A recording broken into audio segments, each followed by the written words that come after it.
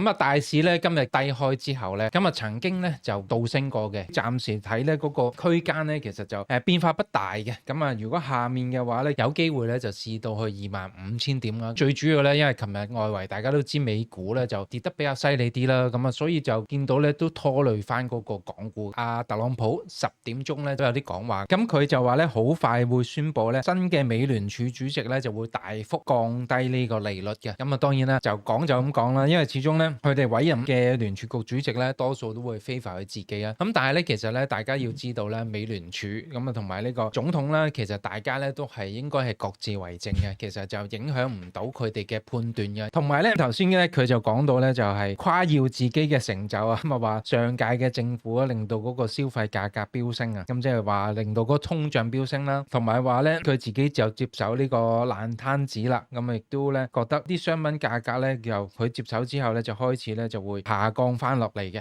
咁啊所以都係對於個市況嚟講冇乜影響啊。咁啊因為嚟緊咧1月份減唔減息咧，大家咧都仲係一個未係100%可以肯定嘅事啊。暫時嚟講咧年底咧都係區間上落噶啦，因為始終咧個成交比較少啦，咁啊同埋咧而家啲基金經理咧基本上都開始放假噶啦，咁啊放完假之後咧翻嚟會重新部署嘅，咁所以呢段時間咧散戶嘅話應該開始咧就留意同埋準備就去部署啦。咁啊尤其是呢排咧一啲嘅 AI 相關嘅股份咧嗰個調整會比較大啲，咁但係咧大家都好擔心啦，因為 AI 咧究竟係咪一個泡沫，咁啊會唔會咧好多嘅股份咧就好似之前科網股泡沫爆破之後咧就消失不見咧，咁所以 AI 相關嘅股份咧一定要審視清楚，咁啊唔係隻隻都可以長揸嘅。